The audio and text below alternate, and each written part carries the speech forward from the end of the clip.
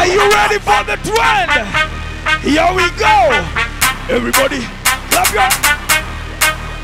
your hands. Everybody go, go. Everybody go, go down. Everybody go.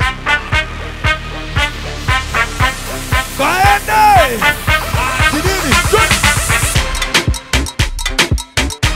Whoa. Oh, go.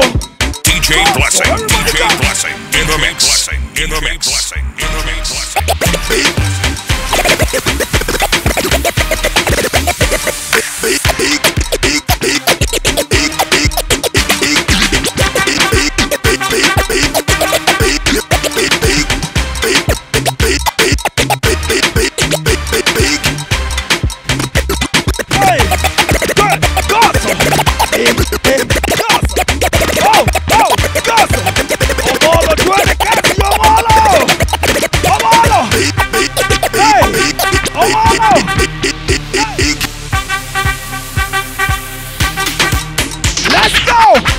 To keep it in the mix, in the mix, in the mix, in the mix. Equal sister, Alemba, Shanku Master.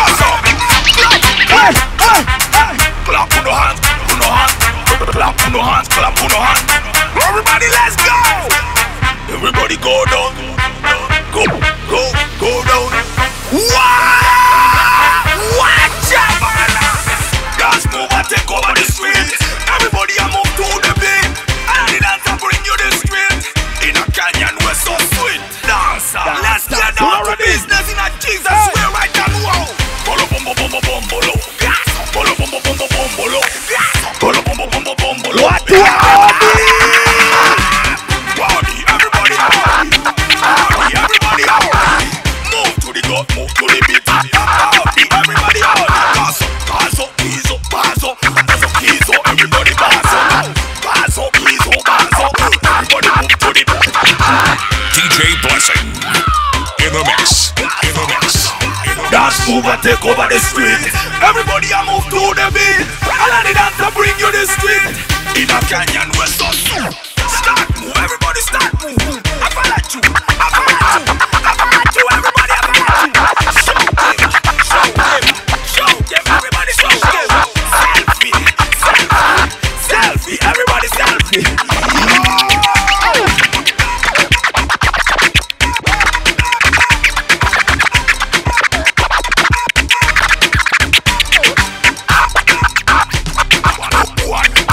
Everybody go. Dance move and take over the street. Everybody a move to the beat. And the dancer bring you the street. In a canyon we're so sweet. Pretty dancer. You don't know, sir. Yo, welcome to TTTT. Let's go, my youth. Tuone kazi mzee. Tuone kazi. Yani everybody, welcome to the trend. Ama vipi? Tuone tena.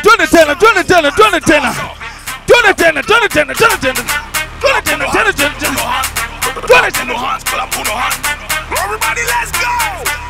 Everybody go down. Go down. Wow! Watch out, man! Dance move and take over the street. Everybody a move to the beat. And the dancer bring you the street. In a canyon we're so sweet. Dancer, let's get down to business in a Jesus way right now. Wow! Bolo bom bom bom bom bolo. Bolo bom bom bom bom bolo. Bolo bom bom bom bom bolo. Everybody! Party, everybody party, everybody party. Move to the gut, move to the beat. Party, everybody. Bazo, Kizo, Bazo. Everybody, everybody. Bazo, Kizo, everybody move to the beat.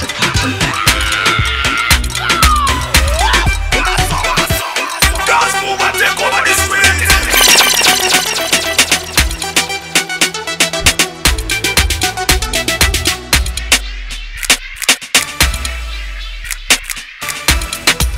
Whoa! Gosso! Everybody gosso! Oh! Flick! Shoulder flick! Shoulder flick! Shoulder flick!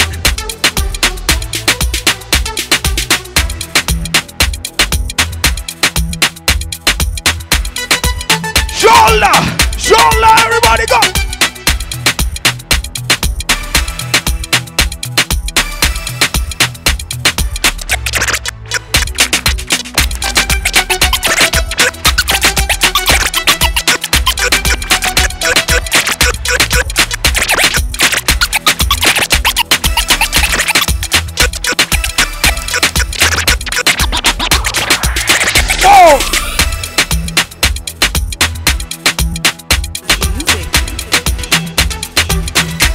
Alright, everybody, click, click, click, click on a finger.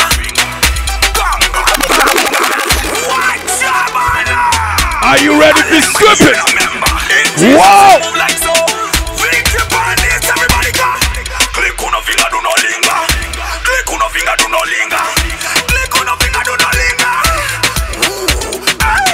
Me back in a me ante. Shakuno ante. Positive vibe, we are bring everybody. We are take off helicopter. Everybody move the shoulder center. Shoulder, shoulder, shoulder. Everybody go. Yo, helicopter, helicopter. Helicopter, helicopter. Everybody, let's go. So we go to say, shoulder back, everybody, shoulder back. Shoulder back, everybody, shoulder back. Shoulder back, shoulder back, shoulder back, everybody. Back in on me ante. Shakuno ante. Positive vibe. Hey, everybody! Good Shaku. You've got to love when we start off the show with so much energy. DJ Blessing and of course, Alemba with the dancers. I never used to think that he could dance, but then now tonight I've seen it and he really does a great job. I was trying to keep up before and really, I can't. I try to. It's easy for your job. Hi guys, welcome to The Trend. It's yet another Friday where we thank God that it's Friday, the best day ever. The last day of August. Tomorrow we start September. So many things to expect, including, of course, you know, the 16% VAT that everyone's been talking about. Other than that, though, it's a brand new month and a clean slate for you to do things differently. The ones that you did in August, things that didn't work out, it's okay. You have another opportunity to do it right. We've been paid. It's a great day. It really, really is. And I'm in a great mood. The hashtag is Hey Amina. And at The Trend Live is where you send all of that through. Who do we have on the show? I thought you'd never ask. Take a look. Walala, maisha inanibamba. Wacha nikule kabla nikule pamba. Ya promoter number manager, ye ndio ubongo. Na kipiga swali tu ni moja. What does King Kaka not do? He is literally the king. He is music's royalty and he will be in studio tonight.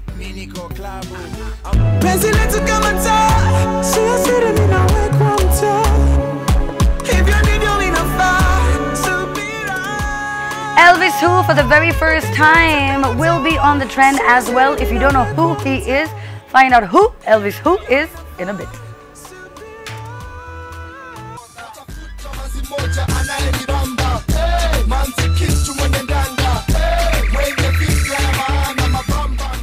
What's close to 20 years in the music industry and still counting. What is Big Pin's secret? Also, when he goes quiet, what exactly is he doing? We find out tonight on The Trend.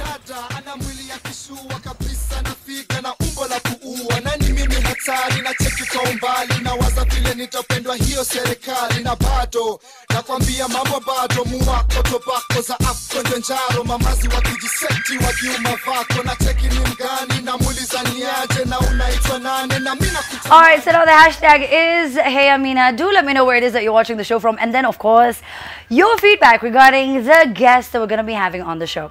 Now the name of the show is The Trend. Where does it come from? Well, things that have trended all week long. Be it on social media, be it things that happen in your hood. As long as they trended, we'll try as much as we can to bring some of them on the show.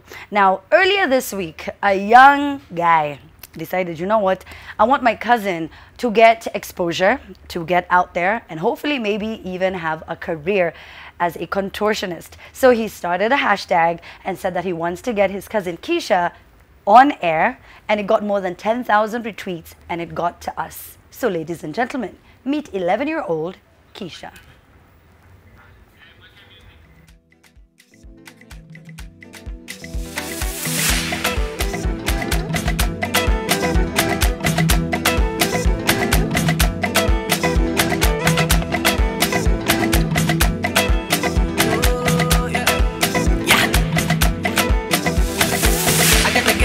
fi shout.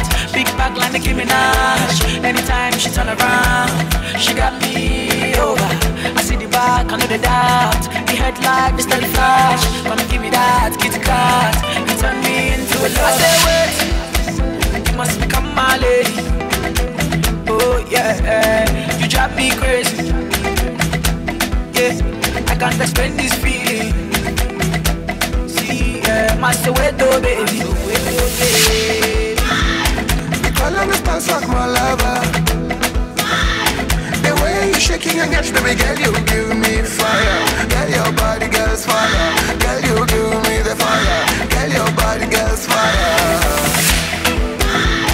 We call on the stars like my lover. The way you shaking and catch, baby girl, you give me fire. Girl, your body, girl's fire. Girl, you give me the fire. Girl, your body, girl's fire. Yantwal, Tombazali Abab, Yakal, Stansaha Santal, Samakal, Ekotere Osawar, Naketa Weteta Mawaz, Kikonova the Botabatal. I say, wait, you must become my lady. Oh, yeah, you drive me crazy. Yeah, I can't explain this feeling. See, yeah, master window. Single, I've been searching. I want to mingle. Multi marry. Single, yes. I've been searching. You want to mingle? No, only marry. All right, well, I guess, you know, when you're young and you get on TV, I guess maybe you can unachanganikiwa kidogo, but it's okay. She's really, really talented and she's really good. So I guess she was a bit intimidated or scared of the cameras, and she just finished midway. Yeah, utani introduce. Nilikuwa nafika hapo. Oh, unaweza okay. ningoja? Si shoni yangu. Haina neno. Nikukaribishe. Nikaribishe, please. All right. So, who's going to be reading our social media feedback? It's my baby, my firstborn. Sema ukweli. First of all, I am very happy to be here. Wacha nikwambia hata leo inapatilika hashtag ni sasa the trend with a winja. Alafu sasa watazituma wapi? Tulia kwanza. Si tutaenda kwa mtandao tu sahi. First of all, mnajua mnajiuliza kwa nini kwa hapa kando na kusoma social media, hiyo ni ya kufunikia tu. Huyu mwanamke na mtai yako na teni yangu. So nikampigia nikamuuliza, "Hey Amina, unatayaje ile pesa yangu?" Akaniambia, "Relax, nikimaliza show yangu nitakutumia pesa yako ama nitakudropia kwako." Nikasema, "Hey, wacha nijilete." Sasa 2,000 ni pesa yenyewe unataka dunia. 2,000 ni pesa pona, unajua hiyo ni fare yangu ya mtakani. Ya kwenda wapi? Hebu ni excuse ni introduce meme challenge. Oh my god. Send you. Dar. Okay, director, please nisaidie na hiyo meme challenge yetu ya leo, hiyo picha. Oh my goodness. Sasa najua mnaona hiyo picha vizuri sana, na najua kwa sababu mnaona kuna sufuria hapo na imefunikwa na kuna kitu inaipatia moto, mtaanza kusema huyo ni mtu wa kwetu kwa sababu ni ya sufuria. Pass, ndio hii sasa drill yetu kama kawaida. Hii meme challenge ya leo tunataka the best caption. Ule mtu ambaye atakuwa na the best caption anaenda kuwin the trend life hamba. Tunampatia hamba maritati kutoka the trend. Kwa hivyo angalia hiyo picha maritati tu kwa makini. Umeiona? Umetasama? Very good. Kwa hivyo tunataka the best caption. Ule mtu atakuwa na the best caption leo na kutandika na zawadi. Offer to you Amina. Thank you very much. Unamtandika na zawadi? Yes. Unamtandika na zawadi aje? Aya, atapokea pass. I'm still stuck on, she told me to relax. She said relax. She said relax. All right, so now listen, the guy who I'm about to introduce is someone who's been in the game for a very long time. And he's maintained, you know, to be consistent in the game. But then there are times you don't really hear of him and we don't really see him and we wonder where he is. And I'm like, "Aye, his name is Big Big."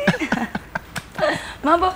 Fit sana my dear. So good to see you. Good to see you too. Yani wewe ni kama wale wase ka DJ Joe, naona uko na tattoo yako kwa mkono wako kwa nini? Yeah, inaitwa vanity. If you don't love yourself, who else will love you? That is a very good question. Exactly. Wakule hiyo. Love yourself. It's very important. Now uja change. What do you mean sija change? Like kwani I'm supposed to change to what? Unajua ukiona mtu after a while unaform anaka different, si ndio? Like nimeona mkonda mfupi, mweupe, mweusi. Nime lose weight kidogo. Hapana, uko exactly the same way. Exactly. Jona nionanga mara mob. Yeah. Ndio kwa sababu. Also, what is that weird creepy picture on your t-shirt? Which one? This is Is that a baby? Yeah, this is JFK. when he was a baby. Okay. Yeah. Okay. So I've never seen that picture. Okay. I like You'll it. see You it. see it. You see it. Welcome to the show, Big Pin. Thank you very much. Thank Why you for do having we? me. Why are there times you just go under, What do you mean go on? and then there are times you come back out? Come back out. Yeah. Well, I mean, true. I've been quiet for some time, for what 2-3 years. But the reason was of trying to do a couple of different things, trying to find a different sound, trying to get a new vibe for me. You know, just trying to know what's really happening and also to kind of reinvent myself. Yeah. Yes. And a lot of people may not know this, but then of course, with the passing of your brother, who you were very, very close with, that also did affect you. Yeah, and your music. that all actually affected me a lot as well. Like, took me a year to just try and recoup and recover back. Yeah. So those are some of the reasons why I've been a bit quiet as well. Yep. But unfortunately, because you know, being in the industry, it's like you're not given that space or that. Yeah, there's not. Yeah, okay, fine, move on. No, excuse me. Hebu tupatie mziki. Ngoma. Sawa, hiyo ilifanyika pole, sawa tuko nayo lakini. Yep. It's true. But now I'm back now. Yeah. Now I'm back. There won't be no breaks anymore. Yeah. Now I'm fully back. So what do you do? I mean, when we're not seeing Big Pin, ako mali anauza mogoka. Like I do, unataka kujua. Unakwambia wapi unafanya nini na nani? Well, I work at an agency called Hallmark. Uh-huh. Yeah, that's where I work as an account manager. As well. Yeah, so that's what I do apart from my music. So you sell? No, I market. Okay. It's a marketing company. Okay. So we do marketing and PR and BTL. Yeah. Yeah. So that's a whole other arm of the industry. That's so a did whole you other. did you go to school for that, or is that something that you learned because of the experience? Something of I being in learned the game? because of experience as well, and I'm still learning as well. Yeah. What did you do in school? Like in Kole or uni? You know, whatever I did IT. You did IT? Yes. Na hiyo sasa at what point are we putting that in practice? Well, you only live once. You can always do as many things as you want to do. Yeah, that is very true. You don't need to be tied up to this is what I went to school for, so this is what I have to do. Yeah. You can always do as long as you're passionate about it and as long as you want to do it, then why not just go ahead and do it. Yes. Yeah. It's very important, I think, to also just fulfill that joy of Exactly. yours. Yeah. Of you, exactly. It's like, yeah, ako feel tu ile sinaweza ifanya, si nifanye. Si tuifanye basi. Si tuifanye. Si tuikole tunangoja nini? Basi tuende. Tunaitwa nani? Tunaitwa nani? Let me ask you this. You know, you did a lot of big songs back in the day. Yep. Does it? I mean, because they're not, the songs that you've released are not as big as the ones that you released. Yeah. Then does that give you any amount of pressure? Yes, definitely. And as an artist, you always feel the pressure to always go way above what you did before. But also, times change, vibes change, melodies change, crowds change, everything changes. So for you to be there, you have to try and adapt to what's really happening in the situation at the moment and time. Exactly. So having hit songs then, and feeling that pressure for I can't have a hit song now. Well, I can always have a hit song anytime I have a hit song. I think if you just put your drive into it and decide, okay, this is what I want to do, then boom, we got into it. Yeah. Yes. Now, there's one thing that a lot of people always talk about, that, you know, the industry doesn't have support. Like, atu support yanangi, wasanii support yanangi, wasaidiani, I don't know why I had to do that voice. But it's there. Have you heard about it? No, I've heard about it, Right, have you definitely. experienced it? Where there are people who you call for a collabo and they personally? just blue tick you. Okay, Yes. me have a blue tick yet about a collab, but I don't think there's anyone who would not want to do a collab with me. Oh, Mera, sorry. Just saying. But Fortunately, let me say that. Fortunately, having got into that situation where I'm trying to look for a collab and someone is not feeling the story or not doing anything yet. Yeah. Yeah. But So- is there disunity? Do you feel like there is? Right now, I don't think so. Right now, I think there's actually a lot of unity in the music industry. Really? Yeah. I personally think there's a lot of unity, there's a lot of support with artists as musicians, as DJs, producers. There's a lot of, I feel, maybe in my circle, but that there's a lot of unity. And people, everyone is supportive of what everyone is doing. Yes. It's a good thing. So guys will talk about it. If it's a flyer which is out and trying to push a gig, guys will post it for you. If it's DJs who are, guys will complain, DJs not playing Kenyan music, DJs are playing Kenyan music now. So unless the ones who are not playing, if you're not playing, wewe ndio umechoma. Oh, but okay. yeah, majority of the DJs are playing Kenyan music. Kenyans are embracing Kenyan music. Yes. Yeah, like majority of it. So I think we're in the right trend. Yes, we are. This is the right one. We're in the right trend. This is the right one. Thank you very much. So in the right trend, and I think with that support and people believing in Kenyan music and Kenyan artists and you know, anything produced locally, I think we're gonna go far. I think that's what we were missing. It's not 100% there, but we are going there and we are moving towards the right direction, and that's the best part about it. To get now to that point. To get to that point, yes. I like how Bipin said believing, and then he was like, let me just move it along. And then it's I'm losing his name is Big Pin. Yeah, you better act like you know. Like you know. Like you know. All right, so now the other thing that a lot of people always talk about is how when you go out of town, the love is different from how it is here in Nairobi. How has it been for you? Wow. Truthfully, out of town gigs always the more, I think like Nairobi people feel like, see this guy huko in the Uber. Si nimeona huyu jamaa hapa chini Nation Center akiingia hapa nini. You know, so guys feel like I already know that guy, but maybe outside they just feel like they don't see you maybe had more. I mean, like as much, and they genuinely have mad love. Yes. Genuinely have mad love. Like you go to a show in Nakuru, or you go to Kaka Mega, or you go to Voi, and the turn-up is real, and everyone is singing a song word by word, and you know they stand up to, and they come and enjoy the event. They're not bougie at me, weka mkono juu, why? See, I paid to come see you, you see, put your hands up. But you know, people keep forgetting, it's not about, I'm not demanding, it's just, let's get into this together. Like, this is the vibe, you know, let's get into this together. Yeah, but true. Weka mkono yako juu. Nikusaidie kuimba. Kwani ni kazi yangu. But I think it's just maybe and Nairobi culture, and guys are just like, okay, we came to see you perform, so you perform. And also that in a way also tries to, I mean, as an artist, if you look at that, you try and read it and try and grow from it. So if you're going, if I'm to go for a concert, I won't perform the same way I'm performing in other towns, the same way I'm performing in Nairobi. Yeah. So I think it makes the standard go a bit higher. But watu Nairobi manze tupulize vibes kidogo. Yeah. So let me ask you a question. Your label, right? What label? Pin Entertainment. No, not now. That back then. Oh, back then. You're part of, was it Ogopa? Ogopa, yes. So then he just died a quick death, right? Well, it wasn't really, I don't even know what happened. Like there was no explanation. Yeah, just... Artists just went on and did their own thing. Yeah. Can you tell us the truth of what really happened with Ogopa? There's really nothing with happened. I think every artist just went their own directions. Guys just felt like, okay, now I need to branch out on my own, and everyone just felt the same at a whole different time. So this guy left and was like, okay, I think I'm good now. I can do my own production. I can you know, do my own thing on the side, and that's just how it happened. There was no bile, there's no this beef at where me have left because of whatever. There are a couple of incidences here and there, but mostly everyone was just trying to branch out and just do their own thing. Okay. Yeah. All right. We spoke about. And Ogopa is back, by the way. They are. Yeah. Well, I mean, I haven't had anything like really from. Anything. Yeah. So Nile too. Yashinsky, hello. Oh yes, but that was okay. All right. I mean, I don't know. Mpaka nione DJ nani ndo nitajua it's now DJ? It's real.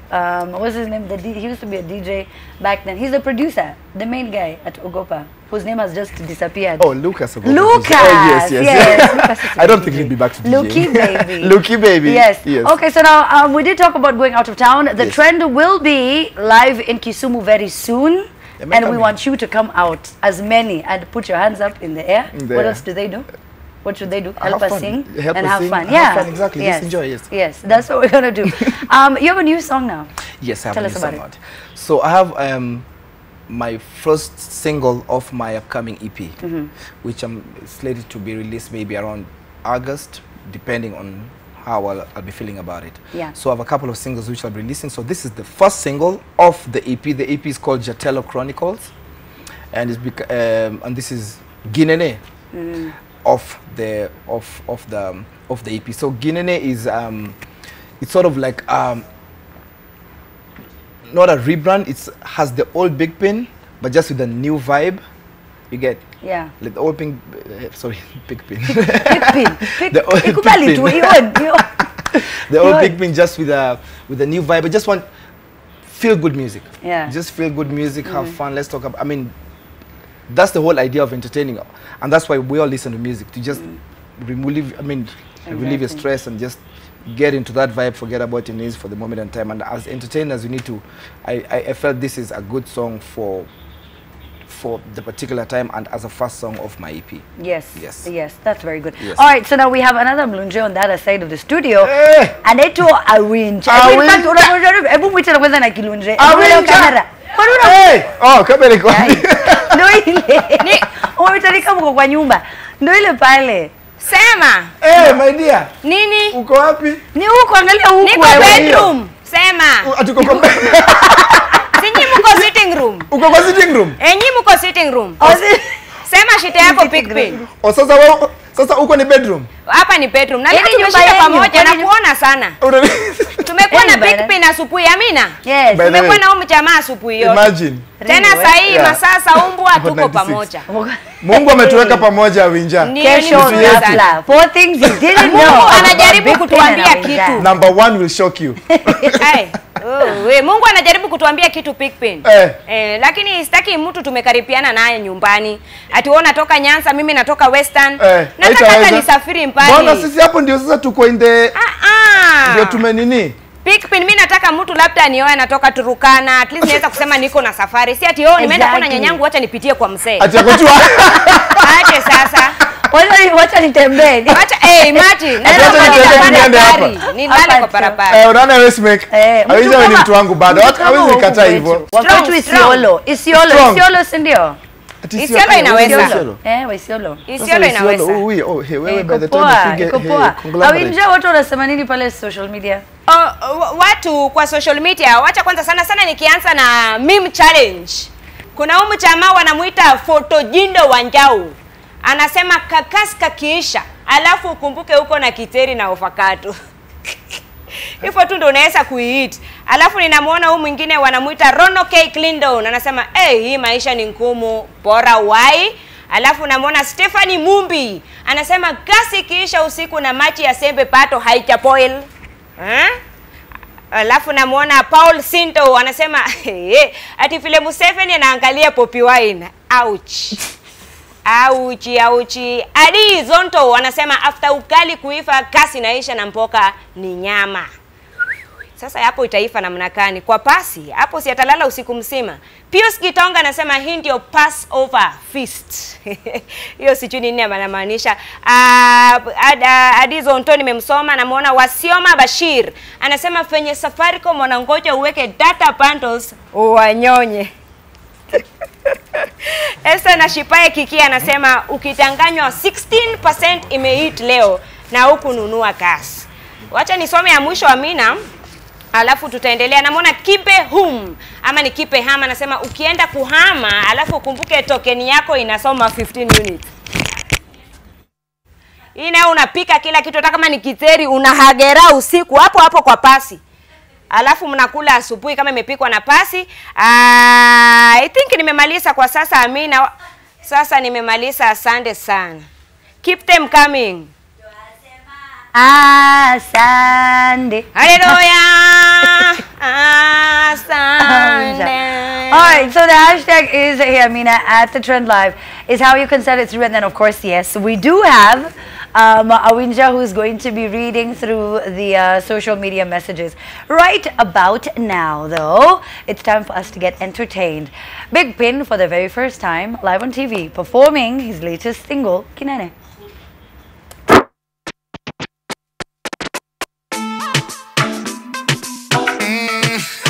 It's the beat from the east. Nataka tu pasha kwani. My house ginene, my car ginene, my account ginene, I'm a big ginene, my girls ginene, my wallet ginene, my name ginene, I'm a big. So if you do not know me, just Google me. Just Google me, and if you do not know me, just Google me. Just Google me. Just Google me. I am originally the Luo Flow Rap King internationally. Coincidentally, I've been lyrically off this music scene. Just Googling me. I spend big money. I'm not broke, nanny. I spend big money. Even tastes like money. So talk big money or don't talk to me. We're not on the same level intellectually. How educated can a man be if he does not even have a PhD? How dramatic can a man be if he does not own a 50-inch TV? I only date very pretty women and I make sure they've gone to VCT. I fly first class even when I drive. Baby, my whole life is VIP. My house girene, my car girene, account girene, I'm a big girene. My girls girene, my wallet girene, my name girene, I'm a big. So if you do not know me, just Google me. Just Google me. And if you do not know me, just Google me. Just Google me. Just landed at Dubai airport once again, and I'm in a Ferrari that riding me.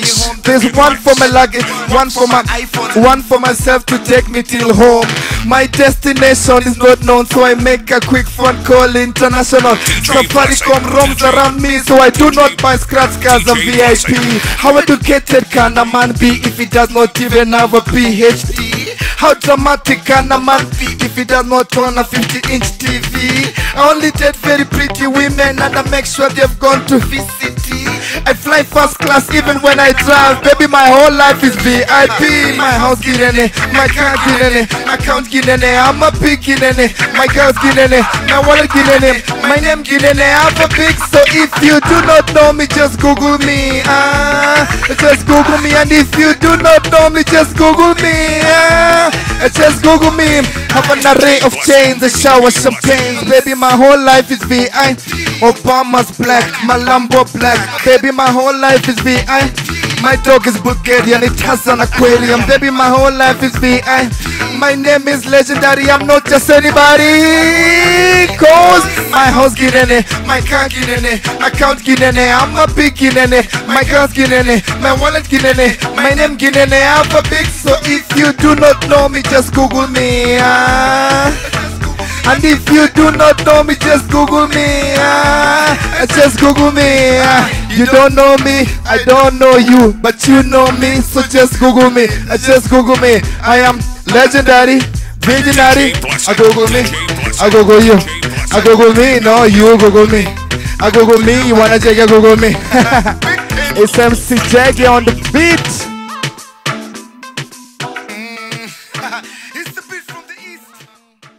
Here you go. It's a brand new jam. It's called Kinene, and it's of course Big Pin's jam. Now there's something very important that I have to ask you, Big Pin. All right, so you can, I was going to say you can choose to answer or not, but you have to answer. So the question is, now there was a recent story about a heart attack, and we would kindly like for you to expound on it, given that. Did you have a heart attack recently? Okay, not a heart attack really. I had something called, shoot, I've forgotten the name, but something which leads to a heart attack. You had something else? Yes. So it was not that? which leads to a heart attack, yeah, but it wasn't really a heart attack. Okay. It is just an incident, but I'm good now. All right. Yes. Okay, but you're well? I'm well. Okay, that's Yeah. important to know. Yeah. Thank you so much. You're welcome, my dear. Aduda. Aduda. Aduda. How do you know that name, Aduda? Don't worry, it was research. Hey, Keisha. Mina. Thank you for having me, Amina. It's been real. Thank you so Love you. very much, Big Yes, Pin. sir. Alikuwa natonga king of collab back in the day, man. I mean, change things have Siniongelesha changed, vizuri. man. No, it's okay. All right, so now as we keep it moving, the hashtag is Hey Amina at the Trend Live is where you do send your tweets to come in. And right now, I get to sit down with a future star. Hi, Keisha. Hi. All right, so I know young kids love introducing themselves, don't they? Yes, yes. Yes, they do. Okay, so you can introduce yourself. What are your names? Kisha Wamaitha Mokoi. Uh-huh. And then Dad? Stanley Mokoi Ndongo. Yes. Yes. All right, so now, Keisha, you're 11. When did you learn all of the, the moves how flexible are you? It's crazy. When did you learn that? I started when I was age 7. Yeah. And I was in class 1. So my friend was interested in gymnastics, and me, I wasn't interested. So she taught me, and then after she taught me, I went on YouTube to research for more. Oh wow. Then Okay. when she moved out, then I continued. Yeah. Until I moved to South B, that's why I started becoming a contortionist. Yeah. Okay. First of all, let me just fix this real quick. I'm so sorry. We're trying to kill your vibe. Hey, we're trying to kill your vibe. Now, Dad, this is something. Is any one of you flexible? No. No. Wait, I'm not. None of us is flexible. She started by herself, actually. She just would call me, hey, Dad, come look at this. I can do a split. I'm like, you're going to hurt yourself. Stop doing that. So at first it was very scary until she discovered YouTube and she taught herself. So she'll take her mom's iPad, go to the backyard, start watching a lot of girls who are doing the gymnastics, and that's how she learned. Yeah. And we were very surprised that she became very good, actually. By herself? By herself. She's never had any professional training or a trainer, and this is herself. No professional training. No, just her. Yes, teaching herself. Just her teaching herself. So which one is your favorite move? Can you show us which one is your favorite one? You can just do it right there. The one that to go to when Dad tells you, "Hey, kuja fanya auntie yako ile mambo ya gymnastics." So which one is it? Oh wait, you have your mic. It's okay, come back. The mic will the mic fall off? My director will not be too happy about that. But so which one is it? Because we saw some of them. Is it the split? No. Which one is it? It's where I'm going backwards until... Oh, then your head comes in between your legs. Yeah. Oh wow. So your cousin is the one who tweeted about you and said, you know, my cousin Keisha is doing this. Who gave him the permission to do so? Well, actually, we were in shags, and you know, as kids are playing, she was bonding with them, and she started showing them, hey, I can do this, I can do this. So the cousin is called Zachary. I started taking photos, and suddenly tweeted, and he was like, hey, I'm going to tweet this. I was like, okay, go ahead. Nothing much will come out of it. So we were so surprised. We have like 12,000 likes. 10,000 retweets, and from there, you know, we were very surprised that guys were very interested. They were like, yeah, go, you Dad, you have to try, you know, and nurture this skill. So we were like, okay, this is interesting, but that was a week ago.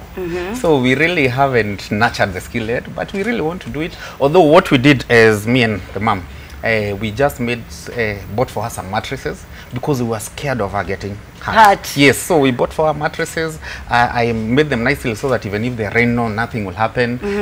I got a nice carpet grass on my backyard. So she's practicing there actually by herself. Yes, so that's what I did. Yeah. Yes, our wish is she can get someone to teach her professionally. Yes. Because, you know, she doesn't know how she might get hurt. She doesn't know how far she can bend. Yes. So a professional will really help her, or a gymnast, or someone, or a school. Because normally schools in Kenya, like where she goes to Riera Springs in Imaradaima. It's not like they have a gym whereby they have mattresses, they have the poles, they have, you know, those things to teach her. The resources. Or even a teacher. They don't have it. They don't have it. So you'd want to have it. Yes, it. in Kenya, we don't have that. Okay. So if something was to be created like that for people with talent like her, it would be very good. It would be very I'll definitely take her there because now she can jump and not worry about getting hurt. You know, Dad, I think at like International School of Kenya, they teach it. No, international, exactly.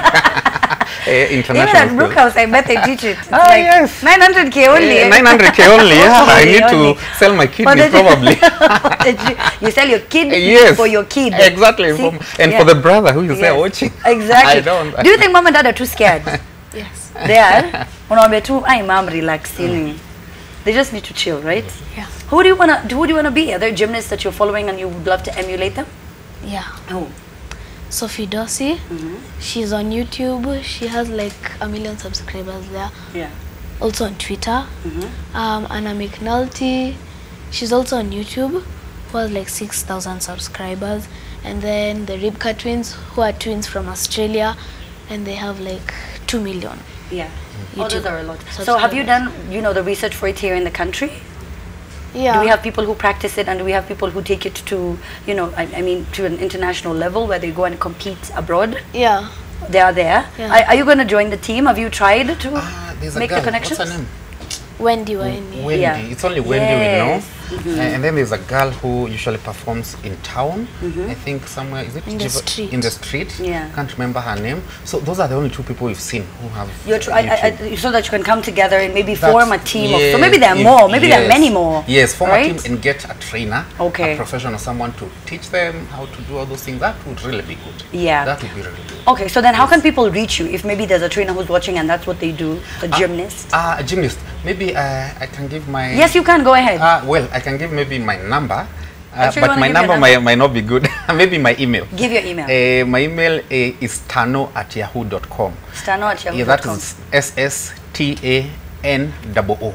@yahoo.com. SSTAN@yahoo.com. Write for me a mail, then maybe you can find out what we can do for her, because I really want her to grow in the art, but now I really don't know who to approach. Okay. Yes. All right. Maybe ISK, they can give her a scholarship. That can be good.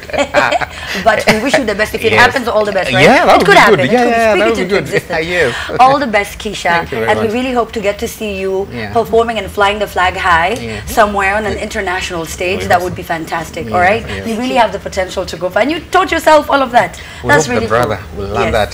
Yeah, we hope Noemi learned something else. No pressure. Yes. No pressure. All right, so we're going to be back right after this break. Hashtag Hey Amina. You're watching The Trend. All right.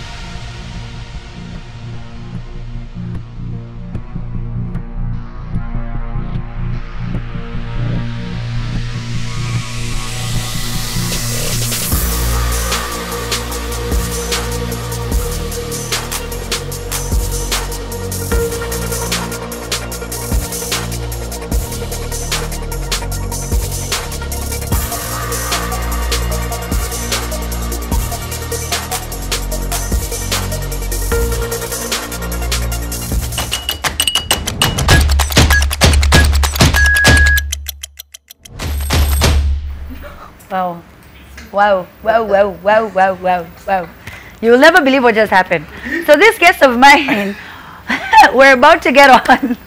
We're about to get on in 3, 2, 1. And then what did you say? What did I say? Eh. I trust you guys, man. And my CD will drop soon. That's not what he said. That is not what he said. He said some really serious things. That's what he said. Anakuanga na jokes funny. Alafu pia mtu mwingine anakuanga na jokes funny ya kwa hiyo side. Ngine anaitwa Awinja. Amenifurahisha leo. Mimi nakwambia leo hii Amina imewaka moto fire.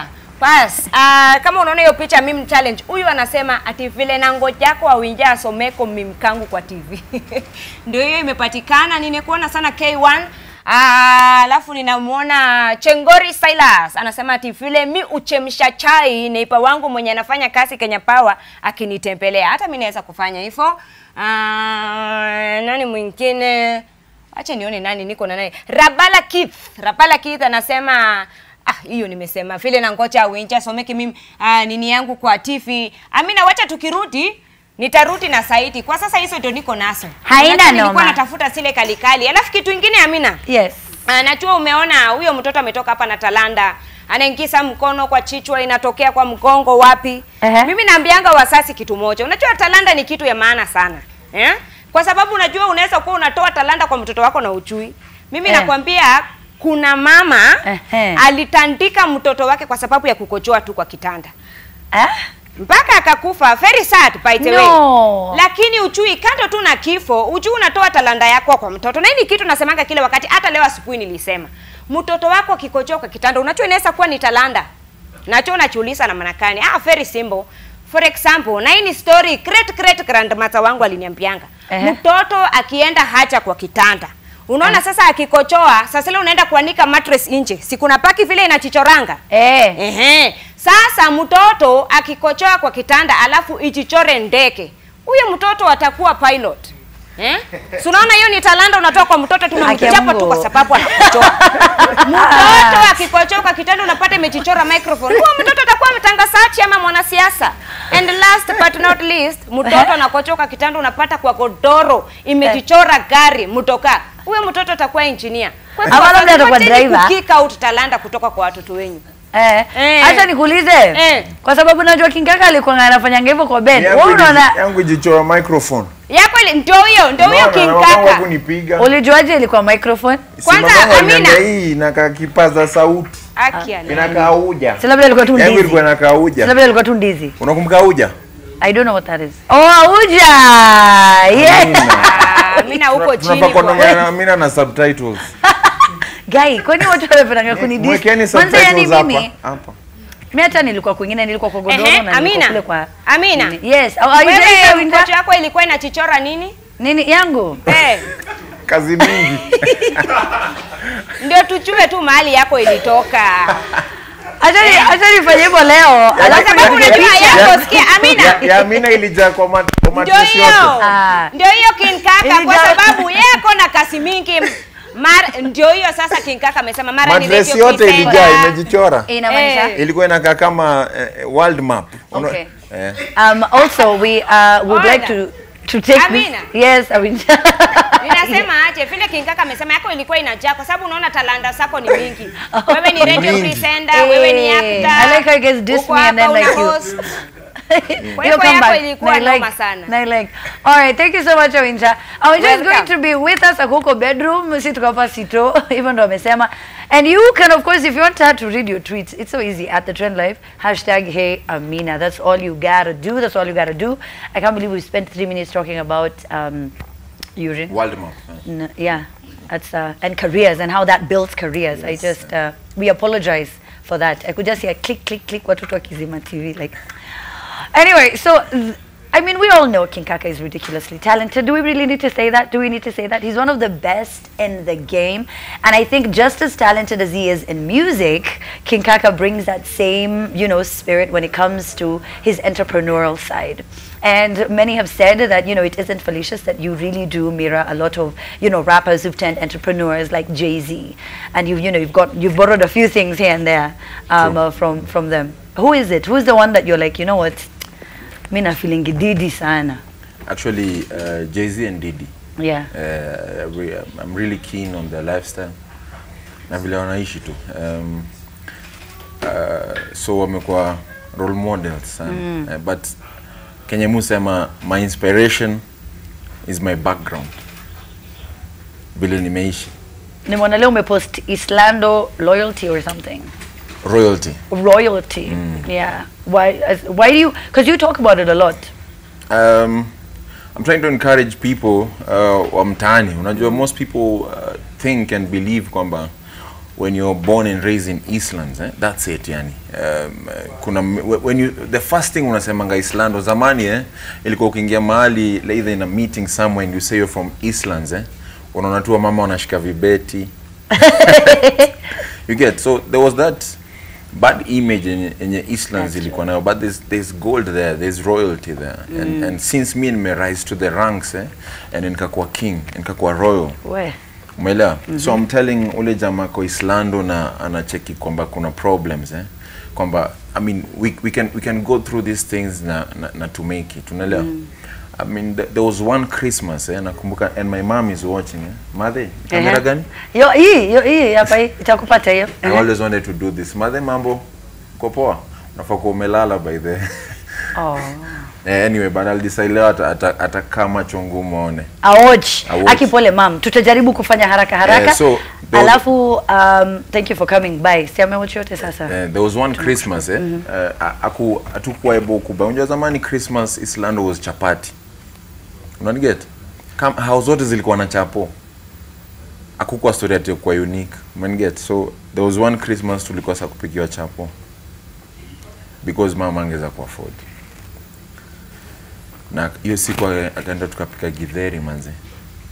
Even though niliepa sema mwambia niliepa nikaenda kwa jirani kudoea. Kukula chapo. Naomba nende hivi nikuje. Chapaji. Nikarudi na chapo nimeka kwa mfuko, but the moral of the story is but mimi nimepitia hiyo Kenya, everyone is going through Eastlands. So you see excuse, but you can work through.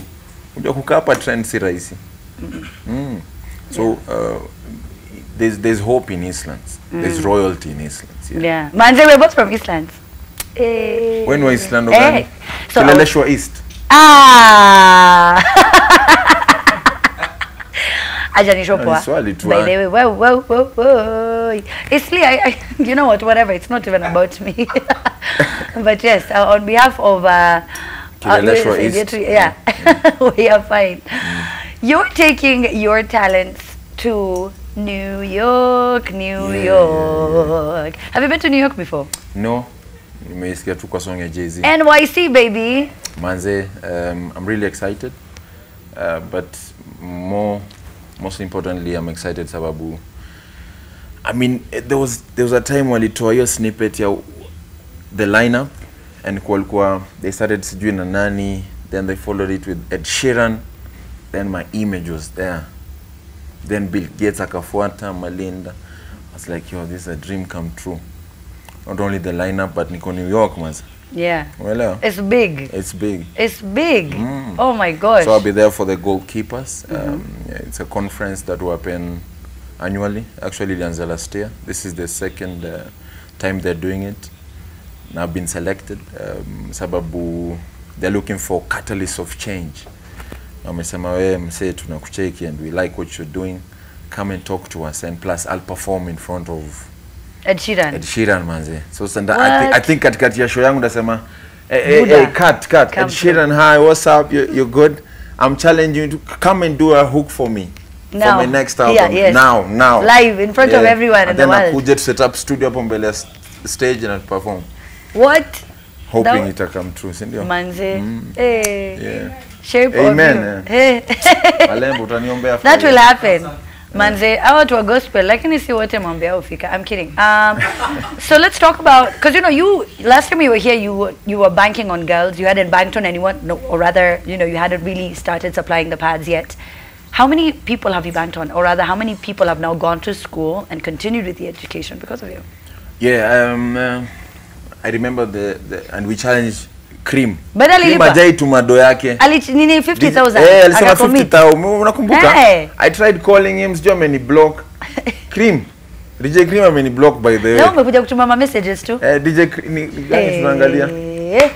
Haya. Natuma salamu kwa DJ Cream na tafadhali tuma hiyo 50,000 ya sanitary towels. Yeah. So since I was here till now tumedistribute to 10,000 girls. Wow. 10,000 girls. Umeelewa? We started in Machakos, tukaenda Thika, tukaenda Lamu, tukaenda Kitale. Our next visit is in Mandera. And hakuna kitu touching. I've been through a lot in my life, personally, not through music, but easily stories to me meet to madam and they were telling us really big. And on that note, Kim Faye came on board yesterday. Lisa ilikuwa jana, Tuesday? Wednesday. We did a partnership with Kim Faye. Now wako willing to supply sanitary towels. Now wamesema you guys have been with you. Now we want to make it official. And also, if you're at home, now last time I little promise kutoka on our website. Now there's bankonme.care and the first button utaona kwa donate. Unaweza send 10 bob, 50 bob. Keep in mind 50 bob inaeka dem shule for a month. 150 the whole term. Unaweza decide kama utatake up one girl umfundishe throughout mpaka malize shule. There was this story nili highlight juzi about this girl we met in Kitale class 6. Yeah. And it was very sad, class 6. So when we go to school, sutaka kujua where do they get their sanitary towels from? Kama parents wao wanasema they're not willing to buy. Yeah. So there was one girl who was brave enough, akatuambia tu live, akasema mimi, I'm in class 6 and I have a boyfriend. Abana ride boda na boyfriend akona wife na watoto wawili. Class 6. So yeye hata anashanga kwa nini tumekuja shule yake kwa sababu yeye already akona means za get sanitary towels. Wait, as in she's actually with the Nduthi guy. The Nduthi guy. Specifically for the sanitary towels. Anasema huyo msali mwambia now that your menstrual cycle has begun, you need sanitary towels. Because the friends were wanatumia, I noticed their sweaters wamezikata and wamezikata half and half. So wanazitumia kama sanitary towels during their menses. So ukiingia shule una notice karibu every girl manzi yako na half sweater. Now, if you didn't watch the last time King Kaka was here, the reason why he started this campaign, he was, doing something completely different. He was somewhere deep in the heart of Turkana, and he wanted to enter some house, and then he couldn't enter the house because he was told this girl is going through her menstrual cycle, and she's been excommunicated for the few days until she finishes, and from then on, it just sitting on sand. Yeah. Imagine. So you sit on, there's like a kashimo di chimba in some parts. They use cow dung. Yes. Or sand. Or mud. I'm mud. Yeah. Imagine. Oh wow. And then some even, they're just like, let me just get pregnant. Because that means I will not. For a year. For a year, good. Yeah. Oh wow. I mean, when you now do all of this research, have you also heard of the girls who do now sleep around specifically to get that money for, not at sponsor kama wewe mwenye akona mtu eti moja, no, like yani in the night you go for those, for a few days you get your money, then you go back home. You've also heard of that? Actually, yeah, now so it is true. It's true. It's very true. Because most parents, when we interacted with them, when we go to such schools, when appear communities, and just sit down with the parents to do what's really going on. One of the parents alisema, do I buy food or do I buy those things? Like blankly. Now wataki kujua mali yao tu wanatoa the towels. Everyone can donate. Everyone can donate. They just go to bankonme.care. The first thing you do, donate. Imeandikwa donate, unazisema 10 bob, 200, 500. You've become a philanthropist. Is that why we're not hearing music anymore? Actually, I've been in the studio.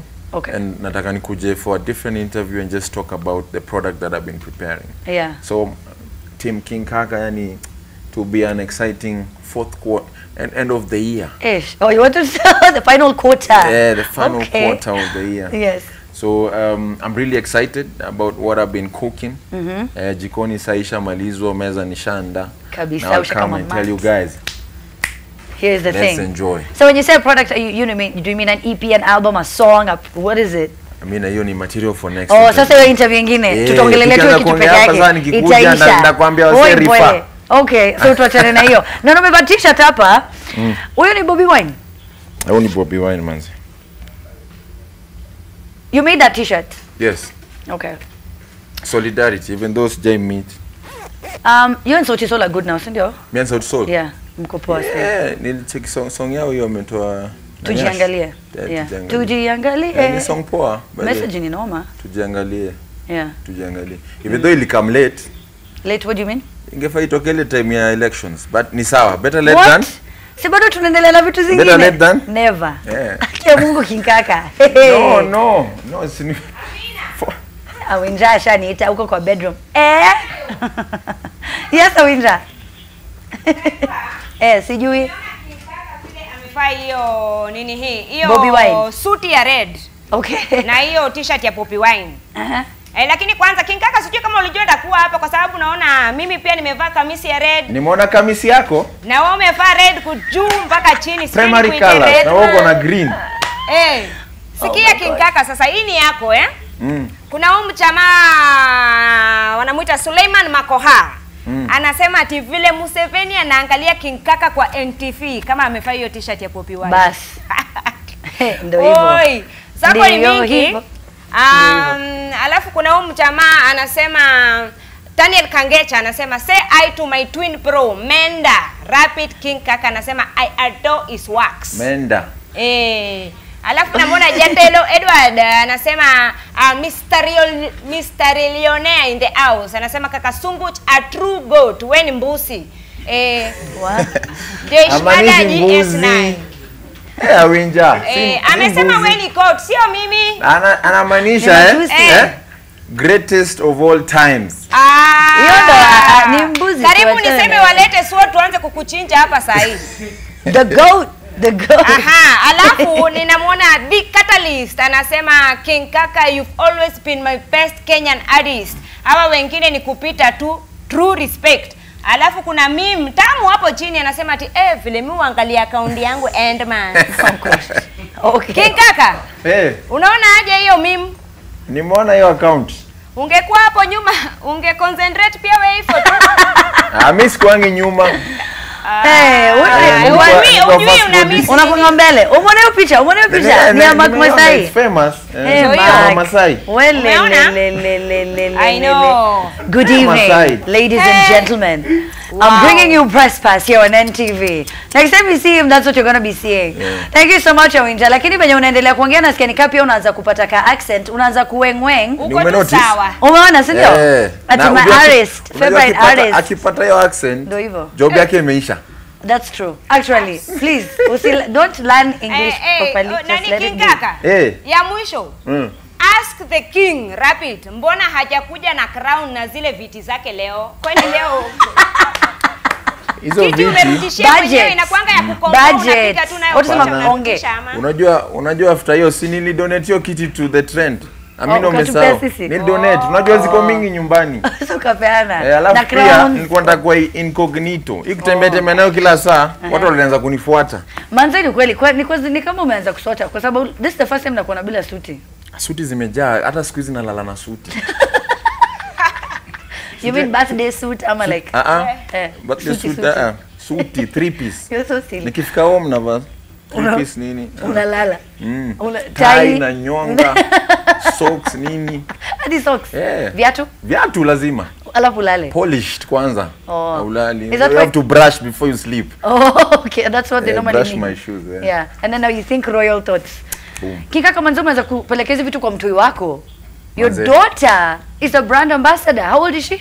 4 years and it will Gweth. Manze. Any brand ambassador wa Marine Naturals. What? Hata nilimwambia juzi nilimwambia hebu come sit here, we need to talk. Now the vile ni ambassador, so you're making money. Nikampea namba ya director wa shule. Shule nyanaendanga. Wamalizane mimi nipigiwe tu kwenda meeting sasa tu. PTA. Na kama ukutaki hiyo pia wasema. Pia kama hataki yeye pia si anajilipia school fees. Ajiongelelea mzima. Anaanza kutafuta do. Na pia nikamuza na malini. No tuweke notice. Si anatafuta do, sasa anajiona mtu mkubwa. 4 years at endorsement. Ati brand ambassador kwa nyumba yangu. Aje. Hata wewe ukashinda kucelebrate yako. Na yangu hata ile overshadow yangu. I've just been named Remy Martin brand ambassador. East Africa. East Africa, the first in East Africa. Alafu Gwetha ananemiwa the same day. Ikakuwa tu Nata kucelebrate huku narudi home napata na celebrate. Makeki zimebaiwa. Nikasema Wife hata ajui umekuwa ambassador. Manze. But it's a big deal. Congratulations. It's a Well very done. big Your deal. family is doing really well. You're all winning. It's a good thing, tumetoka a long way. Najua this is just the beginning. But also kitu pia ili nibamba ni kwamba I mean Remy Martin is a world brand, eh? Oh, that's you? Yeah, that's Captain. me. That's Gwetha. Wewe ndo ako karibu kuama. And that's my beautiful wife anaitwa Nana. Anawezaga huyo dem. Size ya noma. Unajua kinacheka tu hataanza kuongea. What? Oh, there she is. That's Gwetha. Yes. Ndio hiyo sasa. Job hapo uko job. Hiyo smile ya job. Oh. Chekata tumelo mtu wangu. King Kaka. Kidogo tu nikukate. Usinikate na panga. Auta katika sikia. Nimeona wewe na pipi yako mumevaa nguo za polisi. Nani anashikanga mwingine? Ati? Nimeona wewe na pipi yako mmevaa nguo za polisi. Hapo ni nje ya kwetu. Nilikuwa nauliza nani anashikanga mwingine? Sisi wote sushikana. Lakini yeye amenishika roho. Sasa this has gone south. Oh God. I love Awinja. Hashtag Awinja should stay on the trend. Do you want to start that one? I would jump in on that one. Yani King Kaka nimekuwa umejump juzi kwa hiyo Kobikiara challenge. Aje. Now see like me it's just a moment of, you know, it could happen to you. Yes, mimi hata ikiapen kwangu. Kama hiyo ndege haikuwa yako, wewe si pilot umevaa tu nguo season ni uongo. Haters will say ni Photoshop. But it was. It was though. Mimi sijaongea. Kenya nasema ni we are all humans. Because hata mimi niko na vitu zenye nimekosa before na zimekuwa in public, si ndio? Very few. Yeah, very few. Yeah. We are humans, si wote. Okay. All right. Na guys, it was a fun moment. Niko sure ulikuwa na so hata kama ukupost. Amina. Nope. Be honest. Unaona unaweza kucheka. Gani ilikubamba? Hata sijui unaongelea ile ya food ama yule kazini yake. Mimi gani? Ati wewe unasema? Unaona unakumbuka? Mimi sikumbuki. Ambaye ya kiatu. Hiyo shoes from New York. Hiyo sijui. Nikuonyeshe. Hapana usinionyeshe, wachana na mimi. Kwanza ulinifanya nikufollow live on air. Staki. No. I empathize with Kobe going through that period of now because you know it became trolling, so it became too much. Okay. Yeah. Also, you take it like one day it was fine. Yeah, and then now like 4 or 5 days. It was too much. Kuna tukanwa. KOT first body. So let's Kenya alisema. KOT si ni first body. But unajua Kenya we are going through so much. Tukipata joy in anything ndogo, mali tunaweza cheka tunacheka. Kuna shida mingi. Usikia tuko na deni. Unajua deni kila Mkenya anafanya 120,000. So nilipia King Kaka so naenda New York. Remy Martin, nimekuwa huko tuwaweza live touring the country. Kwa sababu uko na label umefungwa shule. Mtoi sasa ndo huyo. Cha hizo. Tulipie mimi director wangu Mike. Hiyo ni 240. Lakini wewe uko na job. So wewe panga tu salary yako vizuri, ni kujipanga maisha. Ile mattress. Panga tu do yako vizuri. Kuna watu wako mtaani hawana job. Hao ndio tunaweza anza kwa hiyo conversation. Tuwalipie. Nani hapa ana job? Unajua sasa umetoka kwa studio. Nani hapa ana? Sio wote wako hapa wako na job. Hawezi kwa tu hapa wamekuja kungedhia. Okay. So look at Lisa putting up her hand. Thank you so much King Kaka for coming. Much. I will wait for you to when you come and drop that thing that you said you're cooking. That I'm dropping. Sindio? Okay, sawa. All right, so now kwa ule de mwenye ameshinda akikukatia. I mean alikuwa anajaribu kukata. I mean alikuwa anakata nini na panga sikuwa naelewa. Awinja. Awinja. Yes. Awinja kuna kamisi ya red. Imetoka inakaka buibui. Imeenda hadi huko chini. Anafanya huko chini. It's okay. Wait, King Kaka. Yeah. Hii usiende kabla hujasikia na uende utafute huyu msee Hii ni kwa Twitter kulingana na hiyo story ya wasichana. Okay. Wanamuita Donna Africa Photography ama jina yake ukweli ni Kevin Atoko. Anasema I will donate. I feel the girls and I am glad with the initiative. Umesikia hiyo maneno? Asante sana. If you're still watching, tafadhali bankonme.care. Enda saizi bankonme.care. Bank on me. Amina si tuseme pamoja. Bankonme.care. You get on the website and you just donate. Si ulete simu yako udonate hapo watu waone ni ukweli. Okay, guy. I don't know why King Kaka does this to me all the time. All the time. If Amina can do it. Unajua lakini sasa una doko M-Pesa. Sema tu ama una bundles. Niko na zote. Wachana na mimi niko na zote. Si ndio hii? Sasa shida ni time. Tumeishiwa na muda. Ni short for kusema ana bundles pale. Hapana niko na zote. Alafu sasa unajua sijui ni nini nilikuanga na Google. I don't know what I was online doing, so I don't want you to see. Utakufungua. Okay. Sindio? So tutafanya off air. Yeah, sindio off air. Sindio, shika simu yangu, ifanye mwenyewe ukweli. Sawa. All right, great. So now let's talk about what people are saying online. The hashtag is Hey Amina. Watu wanasema nini Amina? Siko mingi Amina. Nitasoma tu kama 4 alafu tukirudi nitasoma saiti. Ninamwona director Kim Free anasema vile naangalia Rapid akisema mtoto wake ahame na ni wa 4 years. Ninamwona huyu Rico Derek Mendal anasema bwana ya Clatis Kashanja akiwa after news za jana ya Nation Center. Ndio hii kulingana na ile mimi imetoka hapa ya kina Mark Masai. Alafu ninamwona Mwita David anasema ukishapika pilau na nyama pale kwa pet sitter alafu unaona hadi nyumba alafu unapata text ya crash sorry nitakuja siku nyingine yake. Hiyo ngori ndio hiyo. Alafu nani mwingine? Amina wacha nisome hizo tu kwa sasa. Tukirudi nitaongezea singine. No, it's so interesting when Awinja says nitakusamea singine tu baadaye and I'm like okay, sawa tu haina noma. Anyway, I am here with Isaac nani Isaac Mugusu. Hiyo jina pili kidogo ikanitoka. Mambo? Salama. Manze nasikia kuna vitu wewe ufanyanga zenye zinakuanga interesting sana. Kweli. Na venye watu walikuwa na njaa before. So I understand that Isaac hapa anakulanga mayai. Any mayai boil, sindio? Any mayai boil.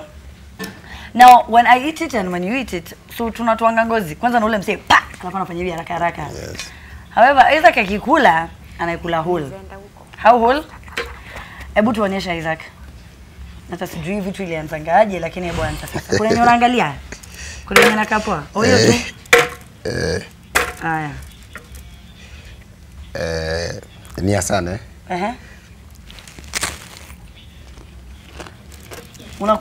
Kwani unakula na shells? Tamu na ni kitu kama talent sababu nilichopata tu kimekuja na kimeisha tu kwa miaka 8 iliyopita. Sasa nimeishi kwa miaka 8 nilikula tu. Miaka 8? Unakula tu hivi. Na ilianzaje? Ilikuja tu automatic, ili kama mtu mwenye anakunywanga pombe. Unaweza muuliza alianzaje kukunywa pombe. Kweli? Lakini sana kumbukanga. Oi, Awinja. Ni mayai imekuleta ama ni ngocha? Anakula mpaka na ngozi. Anakula na ngozi. Hebu shika tujaribu pia wewe shika. Pia mimi nitajaribu. Usijifanye. Okay. Inakaa poa. Okay, yako inakaa poa.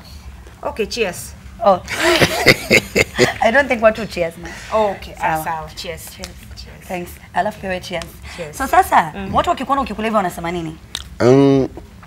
Kuna wengine wanaogopa wanasema tujaribu. Wanasema nini? Kuna wengine wanasema sirikina, wengine wanasema ni nyoka namna gani. Lakini wanasema ni uchawi. Mimi niko na swali moja tu. Sasa vile unakulanga hii mayai na ngozi, ukienda haja kubwa ukatwanga. Hiyo ni starehe tupu. Sababu si lazima hizo nisigani kikata unitaja lakini shawili kisikia. Ija kukata sofa ija kukata. Hapana. Okay, sawa. Anje ucha kuuliza watu juu ya makodro na wacha kuuliza. Sorry. Aya ya mwisho kabisa. Aya sawa. Ikipita hapa kwa esophagus. Au usikiki kukwara?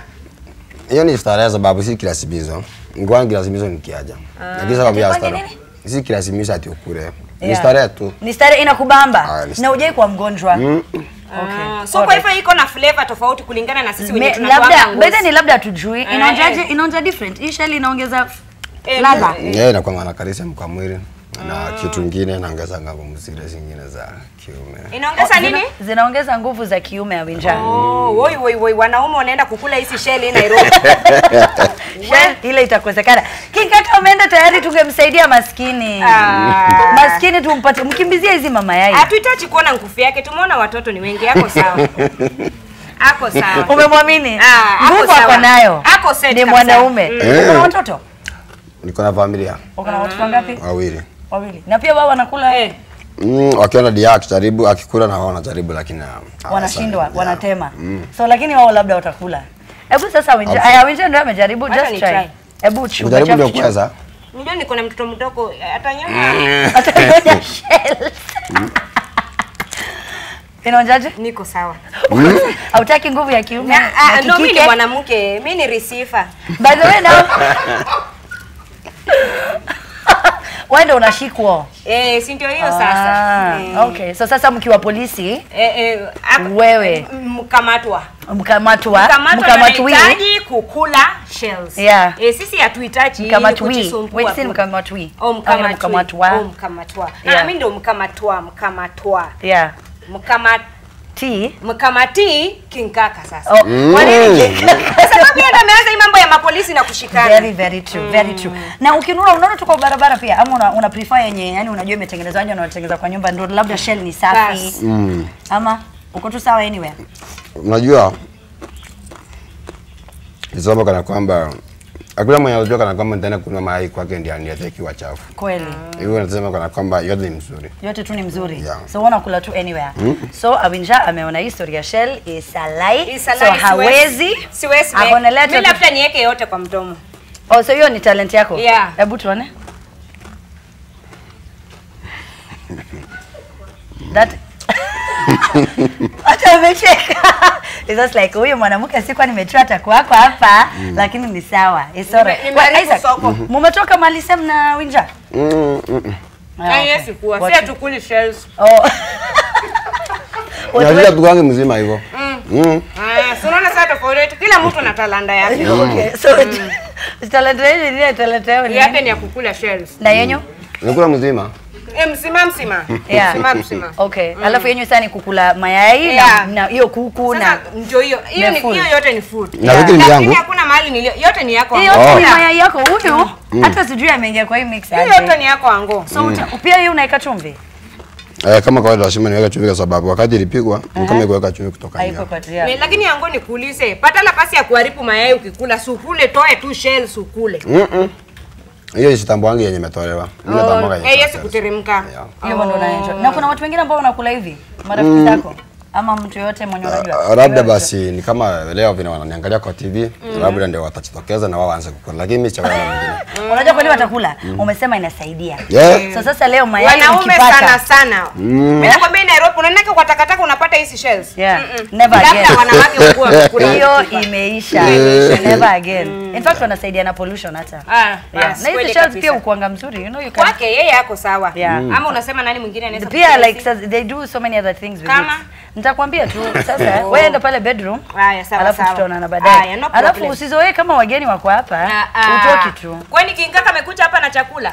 Unaniona kwake? Sichafika. Ule mtoto alikuwa anafanya acrobatic, uliniona hapo? Ni chakula. Mgeni mmoja tu inaweza kuleta hapo kwa ni chakula. Yes. Ni chakula. Bedroom, yes. Ngoja nikupe nyingine. Niko sawa. Hiyo moja. Kabisa inanyonga. Shika tu. Aya, sasa kama kuna mtu labda yani kitu imenishangaza sana. But anyway ni sawa. So kama watu wanataka yani kukufuata na kuenjoy hii journey yako, so uko Twitter, Facebook? Niko Twitter, niko Facebook. Uko Twitter na Facebook? Yeah. Twitter desanifuata Isaac Mugusu. Ati Mayai Man. Mayai Man? Yeah. Hivyo ndivyo wenye unajiita? Yeah. Okay, sawa. So watu wanaweza kuungana na wewe sasa, wanaweza kulink up na wewe pale? Yeah. Okay, sawa. The Mayai Man. Yeah. Isaac is how we know him. So ndio anaikula. Yani na anaikula hivyo na shell. Starehe tubu hapa. I don't understand it. Alright, so we're about to take a short break. King Kaka is still here. King Kaka, he's come back. Umeona hii mayai ndio ukarudi? Ndio. Tumesema sasa iko na nguvu ya kiume. Tulikuwa tunataka ukule, ushibe. Chumvi nimejaza hapo. Umesema tena ulituachia kiti. There. Anytime now. We're going on a break and we'll be right back. We're gonna be. Break, man.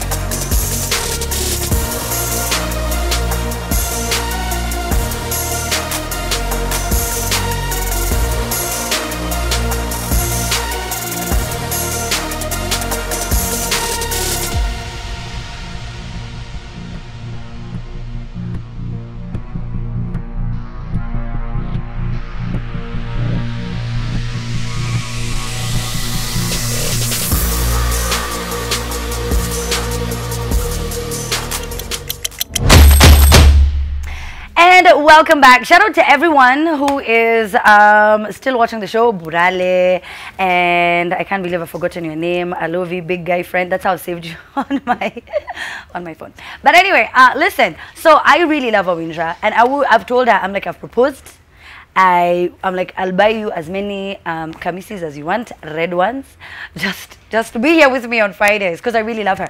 And I understand, so do you guys as well. So we're getting tweets. There's Biggie who says, Awinja ni mkamatwa, aka receiver. Yes, which is true.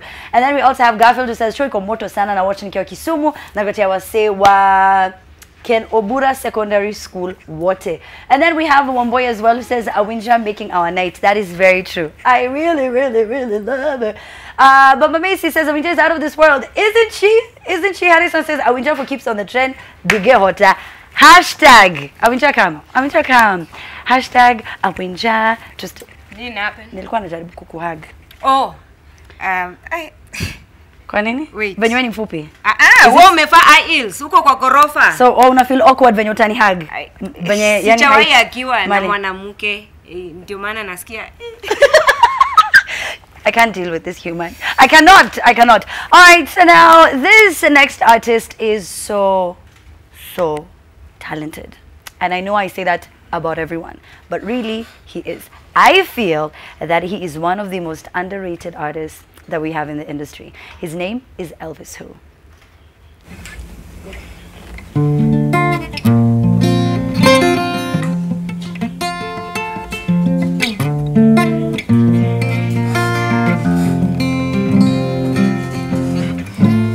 It's 5 o'clock in the morning.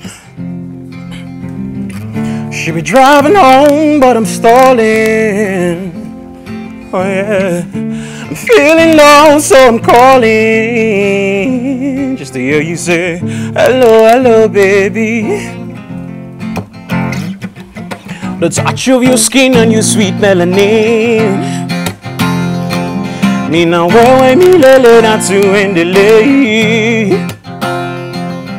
The thing where you do me, I swear not your mind. Make I hear you say, Dahuyanza, baby. Anytime when I die far away, I'll be thinking of you every day. See the song gotta sing out for you. Hello, hello, baby. Baby, oh, I did think of you and everything that I do.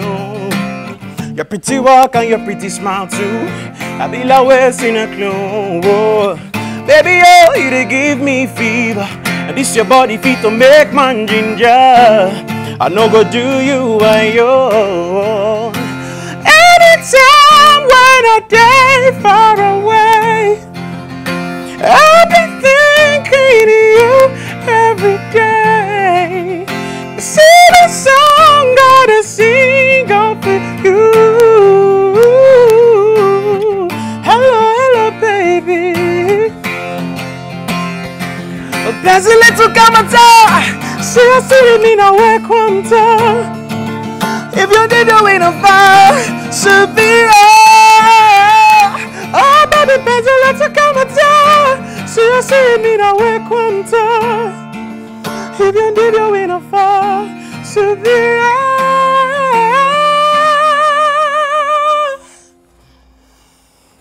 Anytime when I die far away, I'll be thinking of you every day. You see the song gotta sing out for you. Hello, hello, baby. Hello, hello, hello, hello, hello, hello. Hello, hello, baby.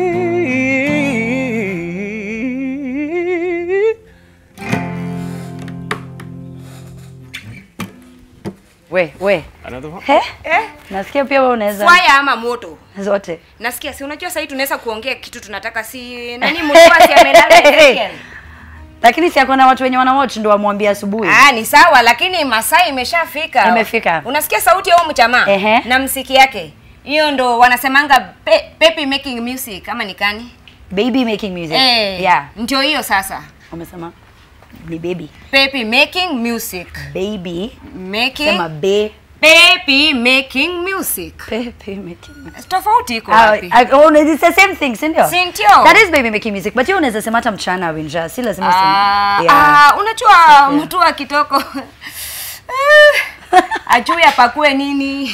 Saa inampika chenga kitoko. Unaona venye Boni alimwambia? Sikuona alisema nini? Story? Sikuona. Ya kondom. Au kuiona mali yote? Aliongea story yote ya kondiko mahali. Yeah. Alisema kondiko ni kondom. Kondom. Kwa mtaa? Kwa mtaa. Alisema nini? Hiyo sidhani inaweza kusema on national TV. Utaniambia kando basi. Ilikuwa ni mambo moto. Sasa hiyo ndio ilikuwa hiyo fire. What? Ilikuwa hiyo fire. Eish. It was really hectic, Awinja. Also, I'm really not this tall, by the way. As in, I feel like she's my child. I'm really not. Am I this tall? Amevaa high heels. Nimevaa high heels. So, Aminja kuna kitu kwa show yetu inaitwa Jam of the Week. Okay. Inakuanga ngoma yenye imeshika. Msanii talented Buddha. International, local, ama Italian. Huyu sasa set to be international. Oh, okay. Unataka kuicheki? Why not? Let's take a look. Take a look, take a look.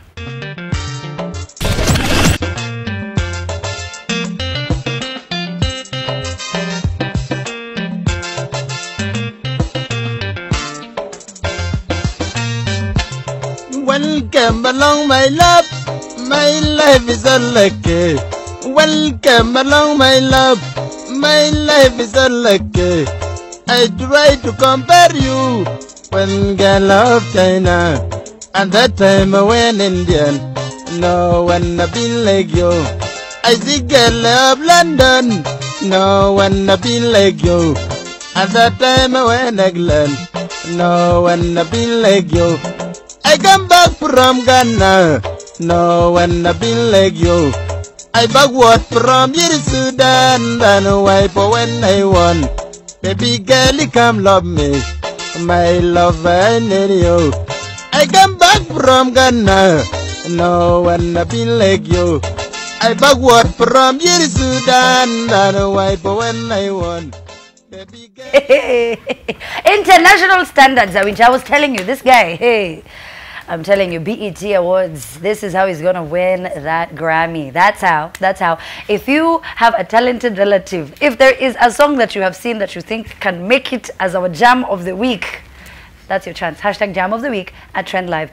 Elvis Who joins us in studio. Elvis. Hello. I'm so happy. I'm so happy, excited to be here also. Yeah? Yeah. So I was being told that a Lunje accent is very close to a Nigerian. A Lunje. Yeah. So if you speak Lunje, Awinja will tell me, because you're Nigerian. Yeah. Awinja is Lunje. Okay. So what happens is when she speaks, when you speak Nigerian or Igbo or Yoruba, she can make out a few words. Okay. Yeah. So I don't know how true that is.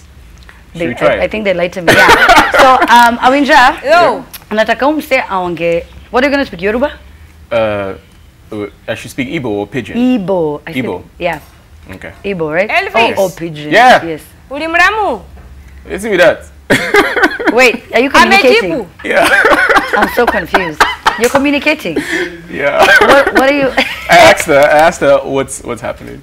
Yeah. Let's see that. Elvis. Yeah? Ulimramu, janijibu. I know they understand what they talk. My brother, stop. Amba kushebe. What? Yes, no, like you just speak in your. I should speak mine, huh? Yeah. Okay. Kenkeneme.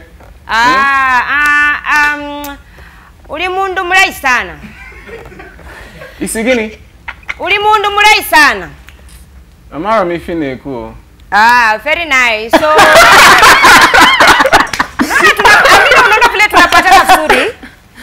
Oh my gosh. Anyway.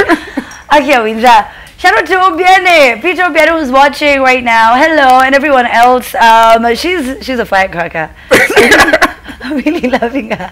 I really am. Yeah. Now, Elvis, you've been in the game for a few years now, haven't you? Yeah. It's not easy, isn't it? No, it's not. Definitely it's like you're very talented. You hit high notes. You sound like who do you even sound like? Is it Prince? Who hits the highest notes? You know what I mean? Was it Michael? MJ, I think. Yeah, maybe it was Michael. But I'm not up to MJ. No. No, I know, but you hit the high notes, you hit the low notes, you play instruments, you you play instrument, like you do so much. Yeah, I also produce. But yeah, it's not easy. It's not just about talent. It's also about hard work and being able to, you know, sell yourself properly. Yeah, it's not just about talent. If not, like, there's so many talented musicians out there who haven't broken out yet. Yeah. Now, you know, with coming into, you know, Kenya, because people don't know this, well, the viewers of the trend might not know this. This is your first time on the trend, right? Yeah, first So you are from Nigeria. Yeah. You ran away to come to Kenya. Yeah, technically. You're a fugitive. I go send you back. I'm gonna send me back. What happened? Okay, so I was doing a degree in civil engineering in Nigeria, and then I went on this show called Nigerian Idol. Yeah. So after the show, the school I was in, it's called Uniben, University of Benin. The cultism was so high there that when I got back to study, okay, there's something they call wele in Pidgin. So like, it's like when guys obtain you, like they call you and then you're basically in their midst, and then they take what you have. They take your phone, your money or whatever. That just sounds like so stealing. yeah, so they call it wele. So guys used to try to wele me a lot. Why? They're like, yo, you were a Nigerian Idol, where's the 1 million naira? No way. Yeah, it was crazy. Like no I couldn't go back to school, so I just Wait, like your life instantly changed? Yeah, I just up and left. So you became a broke celebrity. What? It was crazy. So yani people know you everywhere. Yeah. And it happened. How many times did it happen? You mean this wele thing? Yeah. A couple of times, a lot of times. I actually got. Okay, I don't think I should say that. You can just say. It's Okay. past midnight. Okay, so I got I got attacked one day, and because I refused to give them anything, I got slapped. Yeah. That's what you did. Yeah, and then I took off. Like I had to run because it was. Oh wait, like they getting would really have crazy. beat you. Yeah. And then you came to Kenya. Yeah. Welcome. You see, we're Thank so you. hospitable. We welcome everybody. Welcome. I bet there's like a little Nigerian community here in Kenya. Oh yeah. Yeah, and then there are like two Kenyans in Nigeria. What? Yeah, because you guys do not. I actually met a lot of welcome Kenyans in us. Nigeria. No, there's like only Victoria Kimani. Oh no. I actually alive. met a lot of Kenyans in Nigeria. They were in this ISEC. I don't know if you've heard of ISEC. Yes. Yeah, so I have a lot of friends in ISEC. So I met quite a lot of Kenyans before I came here. All right. So now civil engineering in Nigeria, did you now transfer that here? Did you? No, I just left that. Oh, you so yeah, okay. I was doing civil engineering because my dad wanted me to do civil engineering. You want to do music? But I wanted to do music, and I also have a flair for programming, software, computing, things like that. So I came here and did APT at USI. I'm actually almost concluding with that degree right now. Yeah. And so now you've been doing a lot of covers initially, and you've been performing with the covers that you had been doing. And now you're going to get into, you've been releasing your own jams. How is that like? It's interesting. It's interesting to see that people actually appreciate your work. You get, because when you're in the studio recording, you don't know if these people are going to feel what you're doing. Yeah. You get, it's all just experimental. So you go to the studio, record a song, and then you just leave it to the fans. You get. So it's been an amazing journey. I'm actually really grateful to the guys who've been supporting me all this time. Yeah, it's not been easy, but yeah, still pushing. But they're there. And I like your spirit, because you're always like, it's gonna be good. It's gonna be good. You have to have that spirit. If not, yeah. And I really, hope that you're gonna come next time with like 10 songs, an album, and this and that. Oh yeah, I'm actually working on a whole lot of stuff right now. I'm actually pretty excited about that. You guys are not ready, but trust me. Yeah, okay. It's really exciting. Yeah. Now there's a time that you used to sing a lot with Alicia Popat. Yeah. So was it like a group, or was it a project you were doing together? Oh no, it was basically just two musicians who came together to make music. Yeah. Yeah. What's your best cover? I think that would be Despacito. Despacito? Yeah, that was the one that I did a mashup with Alicia, of Despacito and Sauti Soul's Shake Your Bam Bam. Yeah, so I think that's the one that's done the most so far. Okay. Yeah. All right. Well, I do want to see you again here on the show. Come with new music. Okay. You're very welcome. Thank You're you very very much. talented, Elvis. Thank you very You much. really are. People can interact with you at Elvis_Who. Yeah, Elvis_Who on Instagram and Twitter, and on Facebook, Elvis Who Kosiso, and on YouTube, it's Elvis Who. All right. Thank you so And I much, must say, Elvis. thank you so much for believing in me. Like, you're one of the greatest people I've ever met since I came to Kenya, and you've Aw. actually been pushing me all this while. So it's amazing. Yeah. Thank you. Oh, I'm going to willy you. All right, so let's take a look at our third world problems. This is when we take a look at things that make us very uniquely Africans, or just people who live in third world countries all over the world. This is what we have in common. Some of the things that you will see in these videos. Video 1, it looks like this.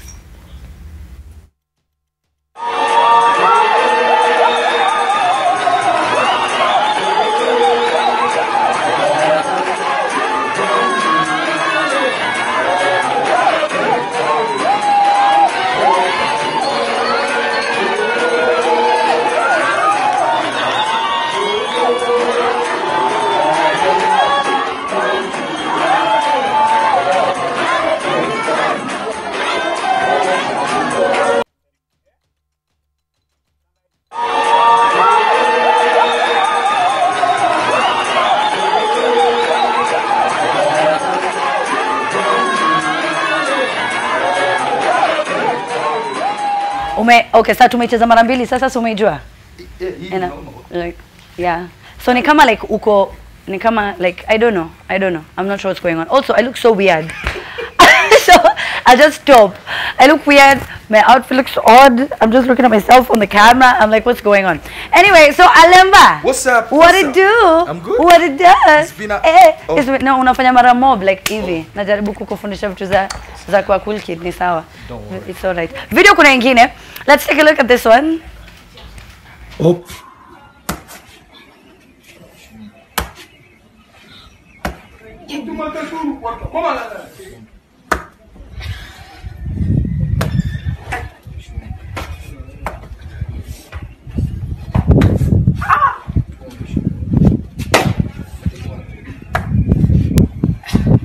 Oh.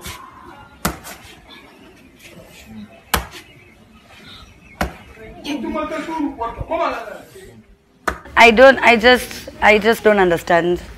Kwa nini watu walikuwa wanachezanga hizo game za ngoto? I think manze tungeacha King Kaka na Pin wafanye. Manze. Si wako hivyo. Wagote.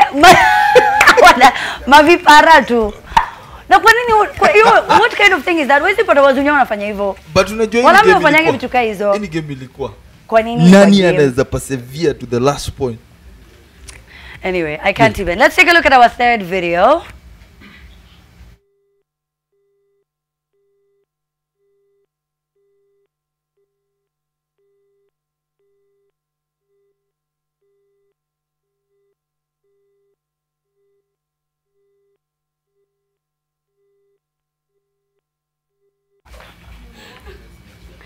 So alikuwa na model. I think alikuwa moonwalk. I know ilikuwa inakaa kuna dance anataka kufanya. Alafu anaitwaje? Anaitwa lol model. Alemba, what's been going on with you? Man, I've been doing good. We've been doing some few projects, hype. Yes. We've been doing tour. Yes, you have.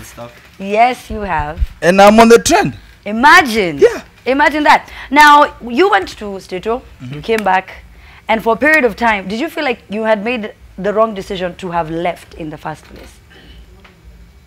Something like that.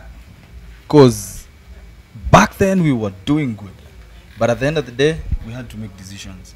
Coming back, realizing the space yenye tulikuwa create, yeah, it was a big one. Yeah. But at the end of the day, you have to face it. Yeah. You have to work hard. Yeah. And it took a long period of time. I don't know if people know this, but it took a long period of time before you even got a job when you came back. Wow. Yeah. But you were doing shows here and there. And of course, doing projects that will propel me to another level. Yeah. That was the thing. Kapushtu na hiyo. Niambie juu ya mziki. Mziki inaendelea fiti. Watu wanaweza kusikia. Hii mic ameshika vizuri. Okay. Iko fiti. MC. Iko fiti. Mziki inadu poa. MC tunadu big gigs. And bado I'm still doing 2 projects this year. Watu wa watch out.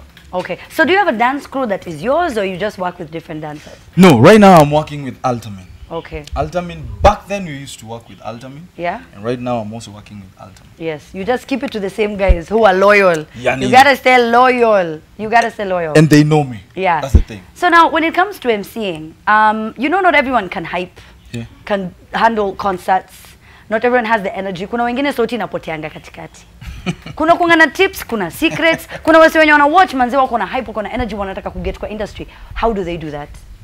I think the best thing I can just say to everybody who wants to be an MC or anything, just be original. You can't maintain the voice like I do. And that's your uniqueness. Yeah. The thing is, use your voice. Use your voice. Use your technique. Be original. Yes. That's it. That's all. You gotta be original. Be original. Thank you so much for coming through, Alemba. Anytime. Kuna watu walikuwa wanangoja kuwatch. Manze, kuna wase wengi wana watch. Wasalimia. Mafans. Akina nani? Familia. Wako wapi? Mafans ni wengi. Oni wengi? Lakini familia. Mama watoto. Watoto wenyewe. Watoto. Mam. Wase wengi. Wako wengi. Sasa ni. Mama. Ngalewi anasema poa. But thank you so much to all of our guests who made it tonight. This weekend there is a heartstrings play that is going to be taking place, so it would be great if you came through and of course watched it. So here is do we have the poster of the play? All right, so we don't have it, but of course we have a winner. We have to have a winner for our meme challenge. Oh, there it is. Okay, now or never. Again, everyone in the play is on the poster. Nisawa. Thursday, Friday, Saturday, Sunday. Directed by Sami Mwangi and assisted by a gentleman called Ndenga. Okay? Ndenga. Yeah. Akona jina moja. Ndenga. Yeah. Unajua islado Ndenga ni nini? Inamaanisha? Ina sound matusi. Bunduki. Ni bunduki? Lakini unajua kuna vijana kanga mgondi. Kuna yeah. Kuna vile tu. Ananiogopeshanga. Alafu ni mrefu, mweusi. Alafu anakuongelesha kama amejam kila saa. Hata akikwambia budo uko juu. Inaweza. Shindwa ningine mbaya mse.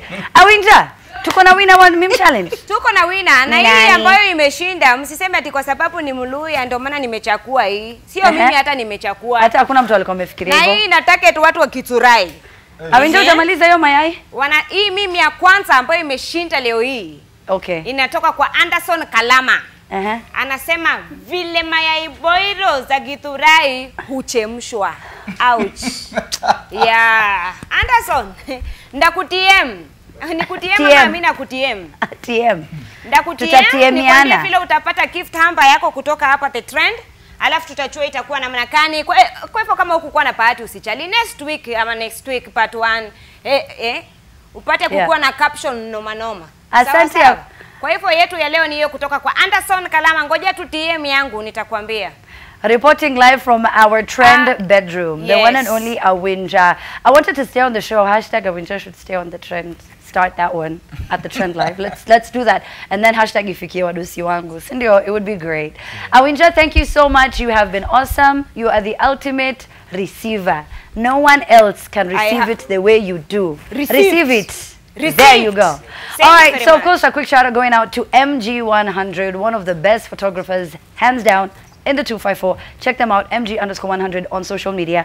They're the ones who always post all of our pictures and they handle our social media. Plus, we also have DJ Blessing, who's a dope guy, dope DJ, big things, big one, katumbo dance vibes, like just, sindio, the full.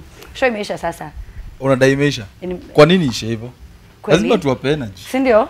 So mimi niende tu. Sijui tu Awinja Awinja come to dance. Sawa poa. Altamin dance crew. Come through. Alemba the grand. Let's do this. Unadai kumeza maji tena. Tell you people. Vumbi hivi umevaa white. Oh. Make what tell you people.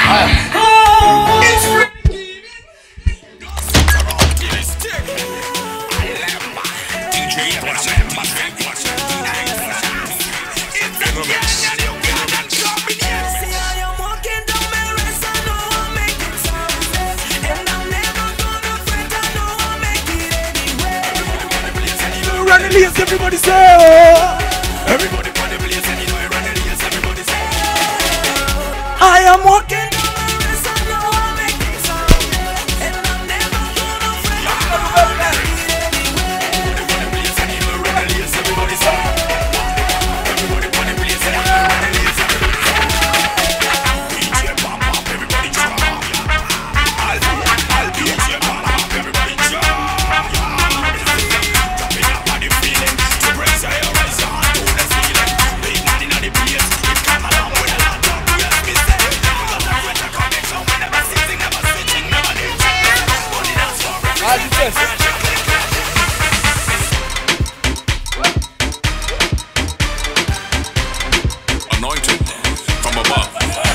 gonna be DJ Blessings.